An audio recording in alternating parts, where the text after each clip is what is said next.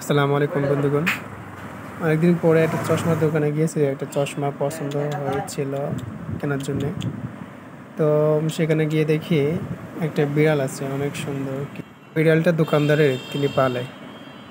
তো বিড়ালটাকে দেখে আমার খুব পছন্দ হয়েছে। আমি তার সাথে সময় দিলাম এবং অনেকক্ষণ ধরে ওর কাছে ছিলাম, এবং ওকে দেখার সাথে সাথে আমি একটা চশমাও পছন্দ করতেছিলাম। জায়গাটা পাশে, মানে একদম রওজা শরীফের পাশে, রওজার আশেপাশে যে কোনো দোকান আছে মনে হয় এরকম সব। বিড়াল একটা পবিত্র প্রাণী, সেই হিসেবে বিড়ালটা আমার খুব ভালো লাগে। তো এখানে আমাদের আয়নায় দেখা যাচ্ছে ও বসে আছে গ্লাসের উপরে। তো আমাদের কেমন লাগছে সেটা কমেন্টে জানাবেন, এবং ভিডিওটা ভালো লাগলে লাইক করবেন। দোকানদার বললো যে ওর দুইটা বাচ্চাও আছে, তো আমি দেখতে গেলাম বাচ্চারা কোথায় আছে। তো দেখলাম দোকানদার যিনি বসেন, ওনার চেয়ারের নিচে সুন্দর করে জায়গা করে দিয়েছে বাচ্চা দুটো রাখার জন্য। আমাকে দেখার সাথে সাথে সে আবার আমার কাছে চলে আসলো, এবং কাছে এসে দেখেন কীরকম করে আদর করে দিচ্ছে। তো আমিও তাকে আরও সময় দিলাম, এবং দেখতেছিলাম যে আসলে সে কতক্ষণ থাকে আমার কাছে। ভাইয়া আমাকে দেখে অনেকটা মানে অবাক হলো যে আসলে আমি ওনার দোকানে বারবার যাই, কিন্তু এতটা যে বিড়াল প্রেমী বা বিড়ালকে ভালোবাসি সেটা কখনো জানে না ভাইয়া।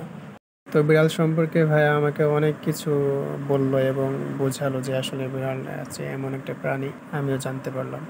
তো বিড়ালটা সামনেই থাকে, কোথাও যায় না, দোকানের আশেপাশে এবং দোকানের ভিতরেই থাকে। এর ফাঁকে আমার চশমাটাও পছন্দ করে নিলাম। চশমাটা পছন্দ করার পরে দেখলাম যে দুপুর হয়ে গেছে, ওর খুব ক্ষুধা লাগছিল। তারপর আবার R15টা নিলাম, এবং R15টাকে নিয়ে দেখলাম আশেপাশে কোনো রেস্টুরেন্ট আছে কিনা। তো আমি আমার R15 চালিয়ে আমি রেস্টুরেন্টে চলে আসলাম। রেস্টুরেন্টে চলে এসে আমার R15টা পাশে রেখে আমি দোকানদারকে বললাম যে এরকম মাছ দিয়ে সুন্দর করে একটা প্যাকেট করে দিন। তো প্যাকেট করে আমি নিয়ে আবার আমি চলে আসলাম সেই দোকানে যেখানেও আছে। তা আসার পরে দেখি দোকানদার আগে থেকে সব কিছু গুছিয়ে রাখছে।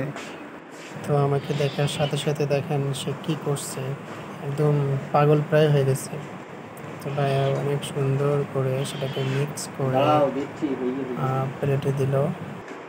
ওর ক্ষুধাটা একটু বেশিই লাগছে যেহেতু বাচ্চা আছে, তো ভাত আর মাছ দুইটা মিক্স করে দেওয়া হলো, এবং সে অনেক মজা করে খায়। তারপরে মনে হলো যে পুচকু দুটো কী করে, তো দেখলাম তারা তাদের মতো খেলতেছে, অনেক মজা করছে। ওদিকে ওর মা খাচ্ছে। তো খাওয়া দাওয়া শেষ করে দেখেন সে প্রাকৃতিক সৌন্দর্য উপভোগ করার জন্য পাশে বসে নিজে গাছ আঁটতেছে। তো এই ছিল আজকের ভিডিও।